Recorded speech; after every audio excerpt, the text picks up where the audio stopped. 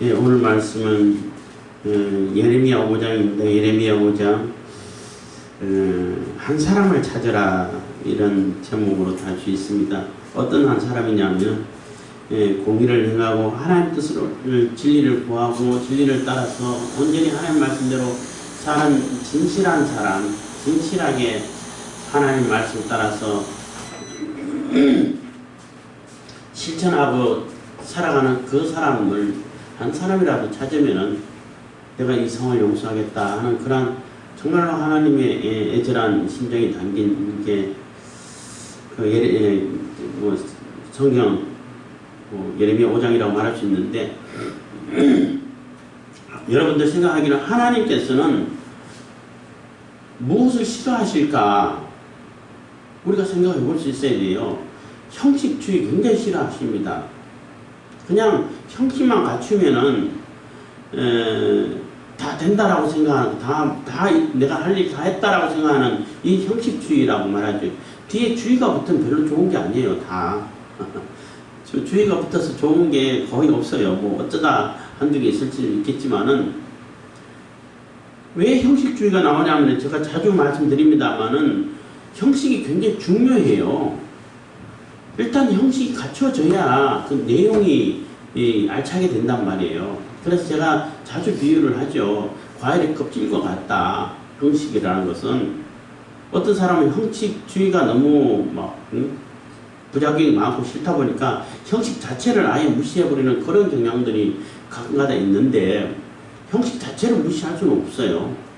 그래서 과일의 껍질과 같은데 그 껍질이 얇아야 이 상품성이 있고 맛있는 과일이 되지 과일 껍질은 엄청나게 두꺼우면서 속은 하나도 안 생겨서 못 쓰는 거예요. 버리는 거예요. 하나님은 이 형식주의를 굉장히 싫어하셔요.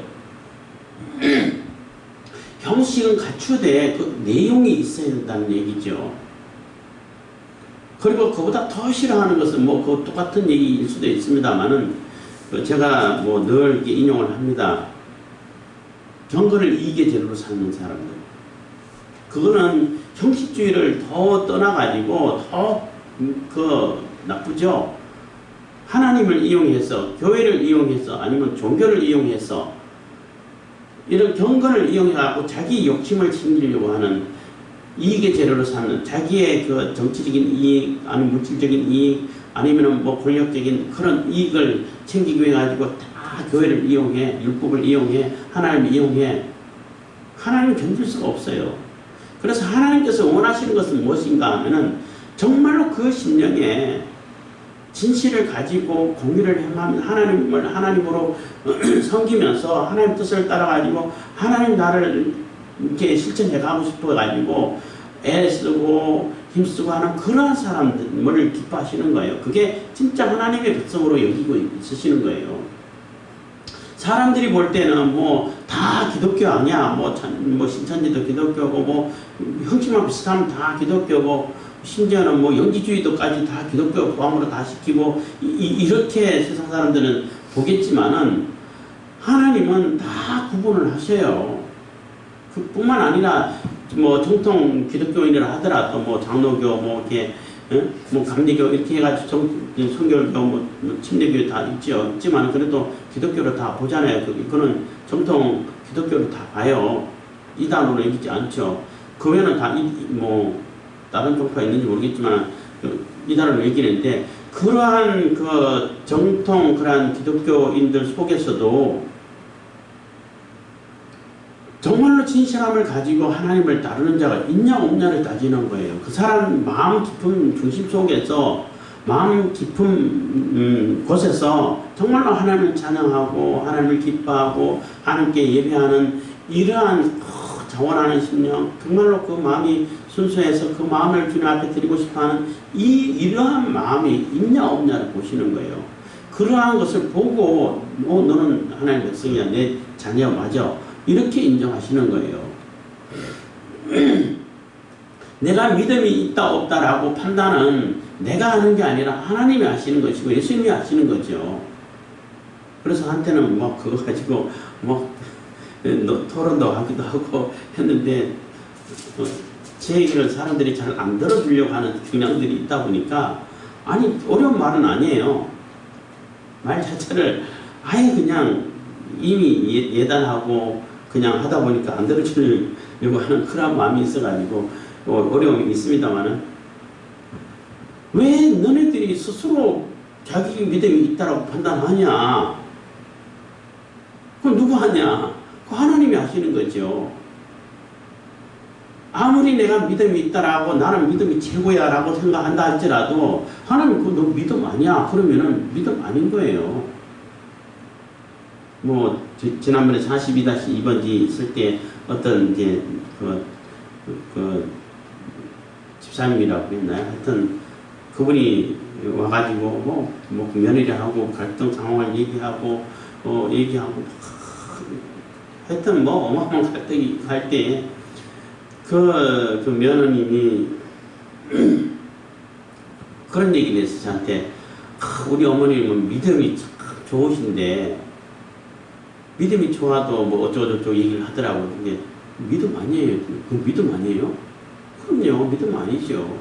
어떻게 그게 믿음이에요? 믿음 아니에요. 그래요? 믿음 아니고 그건 뭐냐고. 열정이라고, 열성이라고. 열성 하나는 대단하다고. 그건 맞는 얘기인데 내 자기 열성은 대단한데 그게 믿음이라고 착각하고 있는 거예요.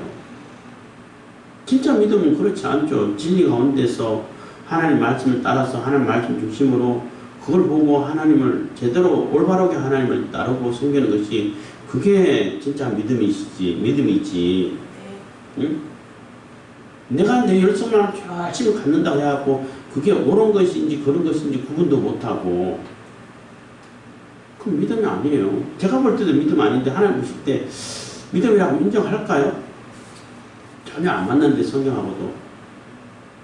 하여튼 그런 얘기 있었는데 어쨌든 하나님께서는 정말 그 마음 중심을 보시는 거예요. 내 마음 속에 정말로 하나님을 따르고자 하고 하나님을 섬기고자 하고 하나님을 위해서 하나님 나라를 위해서 애쓰고 내 모든 것을 들여서 내 모든 이익을 경건의 재료로 삼을 수 있는 이러한 자세가 되어 있냐, 이러한 마음가짐이 되어 있고 이런 삶의 자세가 되어 있느냐를 보신다는 거예요.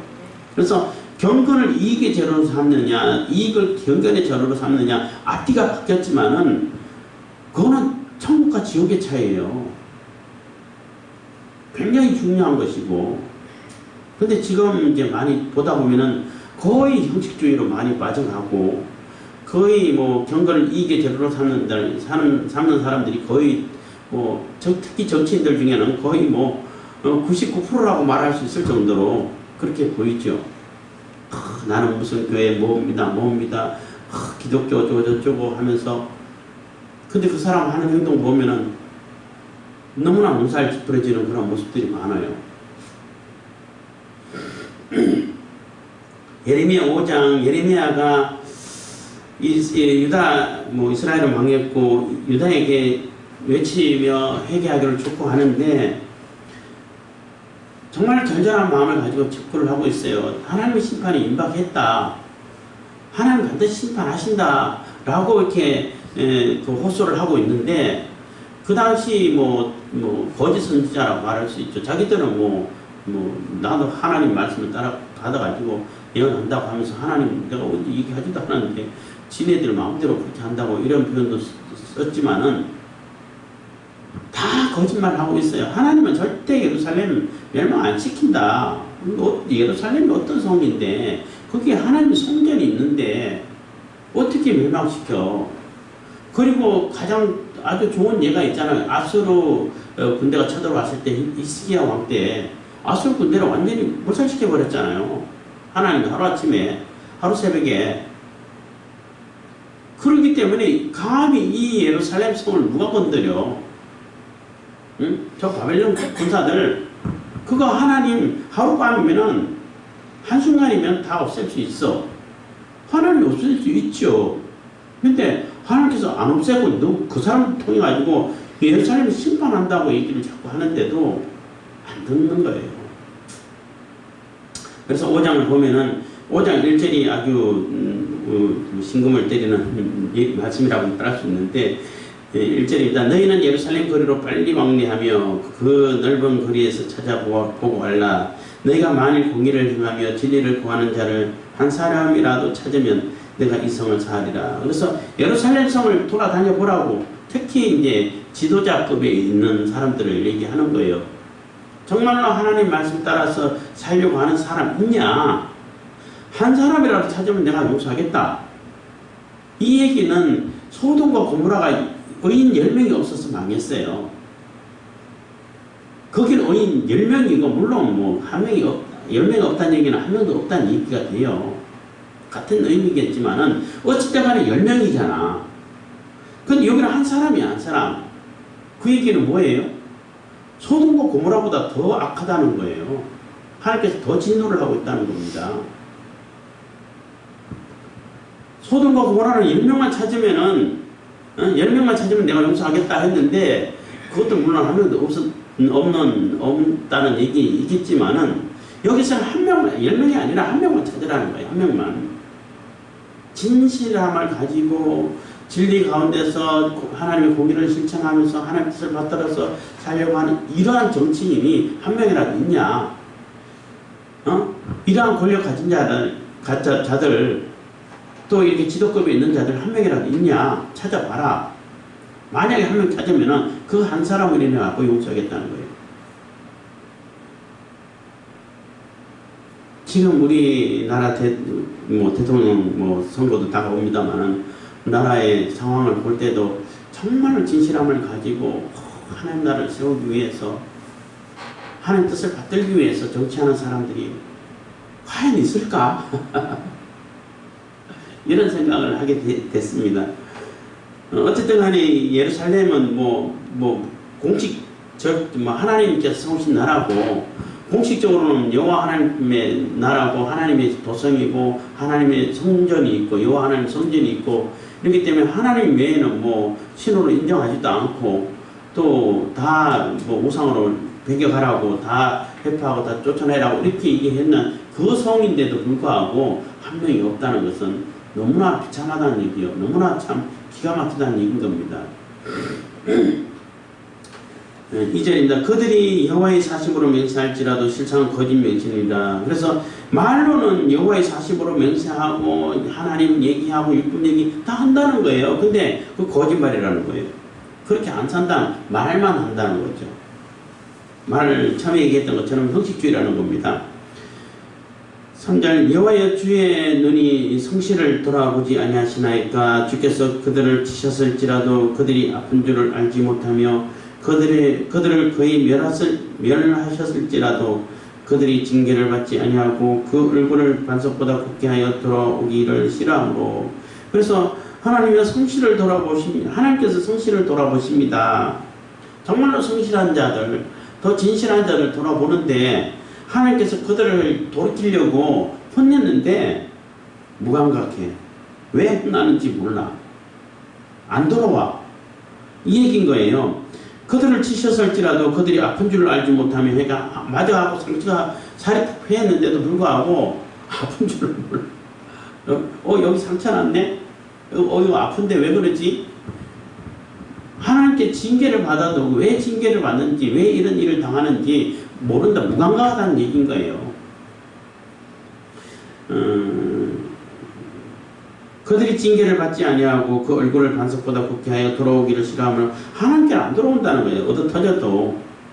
4절입니다. 내가 말하기를 이 무리는 비천하고 오전한 것뿐이라 여호와의 길 자기 하나님의 법을 알지 못하니. 그래서 그렇게 얻어 터져도 하나님께 돌아오지 않고 하나님께서 이게 징계하시는 채찍이구나 이렇게 깨닫고 들어와야 되는데 이 백성들은 하나님 율법을 잘 몰라서 하나님을 잘 알지 못해가지고 어리석고 우둔해가지고 그래서 못 깨닫나 보다 이렇게 생각했는데 그게 아니라는 거죠. 그렇게 해가지고 귀인들에게 가서 이게 권력이 있고 또 이제 귀족 출신은 글을 다 알고 율법을 다 알고 심지어는 서기관들은 율법을 덜덜덜 외우고 그래서 이제 이거는 좀 딴 얘기인데 사본 얘기할 때에 사본을 적을 때에 이게 적혀 있는 걸 보고 베낀 경우도 있지만은 대부분의 옛날에는 요즘 인쇄술이 발달 안 됐기 때문에 주로 이렇게 읽어주면은 듣고 적는다고요. 그런 경우가 많아요. 그러다 보니까 잘못 들어가지고 잘못 기록한 경우도 있고, 또 이 졸다가 썼던 거 그냥 그 한 줄 빼먹고 적는 경우도 있고, 뭐 진짜 저라는지 모르겠지만, 어떤 데는 한 번 썼다가 또 더 적는 것도 있고, 또 말을 잘못 들어가지고 이게 그 뭐야 글자를 잘못 쓰는 경우가 있고, 이런 경우가 많이 있어요. 그래서 사본에는 그런 오류는 있어요. 그래서 숫자가 좀 안 맞는다든지 있는데, 어쨌든 간에 그 옛날에는 그런 책들이 많지 않기 때문에 그 뭐 귀인들이라든지 귀족들이라든지 제사장들이라든지 권력 있는 이런 자들만 이제 율법을 책을 접하고 율법을 가까이 대하고, 그래서 하나님의 율법을 가장 그래도 잘 아는 사람들이 이 귀인들이라고 말할 수 있어요. 그럼 그들은 하나님의 뜻을 아니까, 일반 백성들은 몰라가지고 그렇게 하나님 뜻을 따르지 않고 어리석게 하나님께 돌아올 생각도 못하고 있다, 이렇게 생각할 수 있겠지만, 그러면 그를 알고 하나님 율법을 알고 하나님 율법에 대해서 연구를 하고 하는 그런 자들은 뭐 어떠냐. 근데 그런 자들도 안 돌아온다는 얘기예요. 5절입니다. 내가 귀인들에게 가서 그들에게 말하리라. 그들은 여호와의 길 자기 하나님의 법을 안다 하였더니, 안다고 말하니까 그들도 일제히 그 명예를 꺾고 결박을 끊는지라. 그들도 안 한다는 얘기. 하나님 말씀을 안다라고 하면서도 하나님 말씀대로 안 오고 오히려 하나님에 대한 굴레를 벗어버리고 싶어 한다는 거예요. 하나님께서 주시는 그러한 그 속박이 있지요. 어디나 다 속박이 있어요. 속박이 없을 수는 없어요. 그 공동체에 속했다면 그 공동체의 그 몸에 다 들어가는 거예요. 그 교훈 자체를 무시한다는 것은 있을 수가 없어요. 그러면 그 공동체를 떠나야지. 그래서 에리 프롬의 자유에서의 도피 이런 책 제목이 있는데, 하도 오래 전에 읽어가지고 요즘 막 헷갈리기도 합니다만은, 거기서는 뭐냐면은 내가 자유를 찾아가지고 너무나 속박이 심해가지고 자유를 찾아가지고 다른 곳으로 간다는 것은 자유를 찾아가는 것이 아니라 자유를 피해서 가는 거다, 도망가는 거다. 그러면 내가 여기 있는 자유를 속박이 싫어가지고 다른 곳에 가면은 거기는 속박이 없냐 하면은 더 큰 속박이 있어요. 그래서 이제 제가 자주 이렇게 비유를 들죠. 북한 사회랑 남한 사회랑 뭐 같은 민족이고 같은 나라였는데 나눠져가지고 그 정치 체제가 달라가지고 어마어마한 차이를 나타낸 거죠. 대한민국 살면은 대한민국 헌법을 준수해야 돼요. 법을 따라야 되고 대한민국 정체성을 인정해야 돼. 그걸 부정하면은 그거 부정할 자유까지 달라고 그러면 안 돼요. 그건 처벌 대상이에요. 반역이죠. 대한민국을 전복해가 엎으려고 했던 그런 사람들 당연히 처벌받아야지. 그 사람들도 죄 없다고 그러면 안 되는 거예요. 그 자유 아니야? 왜 자유예요? 그런 자유는 없어요. 그러면 대한민국을 떠나서 살아야지. 북한 좋으면 북한 가서 살아야지. 대한민국에도 속박이 있고 자유가 있어요. 북한에도 그 나름대로 자유가 있고 속박이 있어요. 근데 그 속박의 그 정도의 차이가 어마어마하잖아요. 대한민국에서는 정말 살기 좋아. 뭐 외국에서 온 사람들이, 특히 북한에서 탈북해서 온 분들은 여기가 천국이다. 여기가 천국이다. 대한민국보다 살기 좋은 데가 없다는 거예요. 또 외국에 여행도 가보고 하고 한 데는 없다는 거예요. 대중교통이라든지 지하철이라든지 의료시설이라든지 편의시설이라든지 이거는 대한민국을 따라가는 나라가 없대요. 아무리 선진국 미국이라 할지라도 비교가 안 된대. 난 안 가봤지만 비교한 사람들이 직접 얘기하니까 그런가 보다 하고, 특히 지하철 사진 보니까 다른 데는 완전히 쓰레기장이더만. 왜 그렇게 쓰레기를 그렇게 많이 버리는지 모르겠어요. 화장실이 없어가지고 설레에 그냥 옹물을 소대변을 보고, 그러니까 냄새가 엄청 나고, 에어컨 안 돼 있어가지고 여름에는 탈 수가 없을 정도로 냄새 나고, 그러다 한국 오면은 여기는 미래도시 아니야? 할 정도로 감탄을 한다고 해요.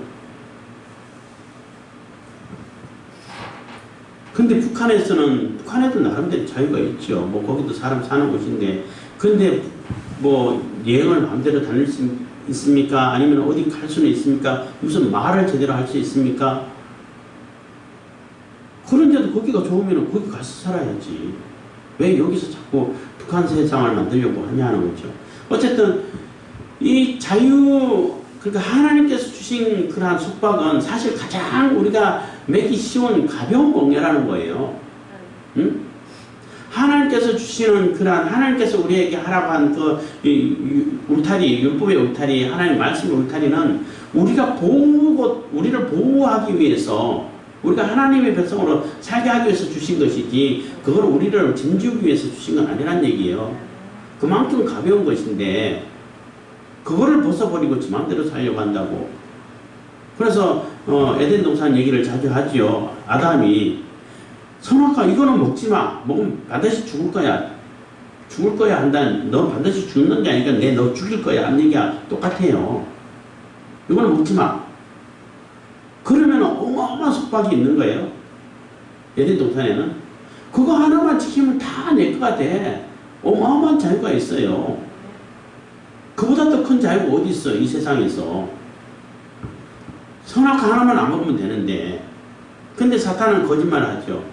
어떻게 이것도 못 먹게 하냐? 어? 하나님 너무 나쁜 거 아니야? 이것도 못 먹게 해? 이렇게 속이는 거예요. 이거 먹으면은 너 다 네 거 돼. 네가 하나님 돼. 이렇게 속이잖아요. 근데 먹었더니 어떻게 다 내 거 됐어요? 하나님 됐어요? 다 쫓겨나 버렸잖아요. 거기서 쫓겨나가지고 그때부터 엄청난 속박이 있고 수고가 있고 땀이 흘러야 되고 고통이 있고 괴로움이 있고 이런 세상으로 쫓겨나 버렸잖아요. 그거하고 똑같은 거예요. 그래서 하나님의 결박, 하나님께서 주신 그런 먹이를 끊어버리자고 한다는, 그러니까 율법을 아는 자들에게 가가지고 하나님 말씀 지키자 했더니 나 그거 아니까 안 지켜. 모르는 사람은 몰라서 안 지킨다고 그러지만 얘들은 아니까 안 지킨다는 거예요. 그러니까 어떻게 이게 하나님 나라가 세워지고 하나님 뜻이 이루어지겠냐는 겁니다. 그래서 하나님께서 그럼 내가 너네들 다 심판할 거야. 어떻게 심판 안 할 수 있겠니? 하는 얘기가 오늘 5장인 것입니다. 6절입니다. 그러므로 수풀에서 나오는 사자가 그들을 죽이며 하나님 심판을 얘기하는 것입니다. 사막의 이리가 그들을 멸하며 표범이 성읍들을 엿보온즉 그리로 나오는 자마다 찢기오리니 이는 그들의 허물이 많고 폐역이 심함이니이다. 해서 결국은 하나님 심판으로 다 찢김을 당할 것이다 라는 겁니다.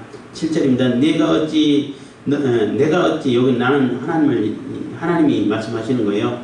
내가 어찌 너를 사하겠느냐. 내 자녀가 나를 버리고 신 아닌 것들로 맹세하였으며 내가 그들을 배불리 먹인즉 그들이 행음하며 창기의 집에 흑다이 모이며. 그래서 내가 그들을 용서하겠냐는 겁니다. 이런 상황에서 용서 안 하죠.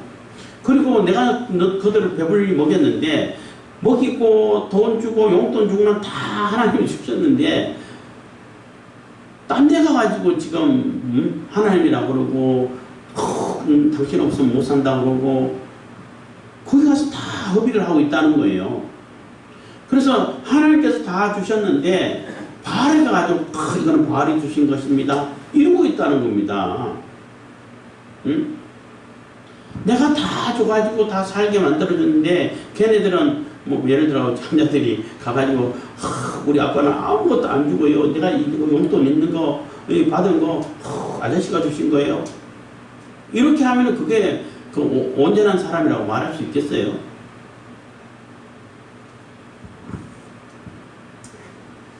그래서 뭐 그들이 행함하며 창기의 집에 흑다이 모인다는 얘기, 종교행사하기 위해서 모인다는 얘기인 거예요. 8절입니다. 그들은 살찌고 두루 다니는 순말과 같이 각기 이웃의 아내를 따라 부르짖는 거다. 오로지 그냥 탐욕, 쾌락 이것만 따라간다는 거예요. 그것만 가지고 쫓아다닌다는 거예요.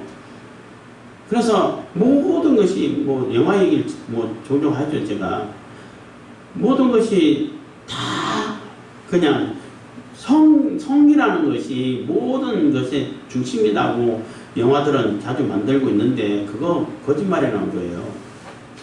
삶의 일부죠. 생활의 일부죠. 그것도 전부도 아니고 2분의 1도 아니고 일부예요. 근데 중요하지 않다는 건 아니지만은 중요하죠. 중요하지만은 일부지 전부가 아닌 거예요. 근데 여기서 그 말하는 것은 오로지 그것만 가지고 쾌락만 가지고 여기저기 온 사방 뛰어다니고 뿐만 아니라 남의 이웃의 아내까지 다 따라가가지고 그런 짓을 하려고 한다는 거예요. 가정이고 뭐고 없고 자기의 쾌락을 찾기 위해 가지고 수단과 방법 가리지 않고 이런 짓을 하고 있다는 겁니다. 9절입니다. 나 여호와가 이르노라 내가 어찌 이 일들을 인하여 벌하지 아니하겠으며 내 마음이 이런 나라에 보수하지 않겠느냐. 반드시 하나님께서는 심판하신다는 거죠. 그만 안 두겠다는 겁니다. 차라리 하나님을 모르는 이방인들은 하나님 모르니까 한다. 하나님 모르니까 그러나 보다 하고 관심도 덜 하겠죠. 그렇다고 해서 하나님 심판 안 받는 건 아니에요. 이방인이라 할지라도. 그렇지만 정말로 하나님께서 세우시고 여호와 하나님하고 언약하고 하나님의 언약에 다윗의 언약이 있고 약속이 갖고 하나님 나라를 세워간다는 이런 하나님 말씀 중심으로 하나님 율법을 가지고 모든 행정체계라든지 모든 것을 다 이루어올 수 있도록 이렇게 만들어 놨는데도 불구하고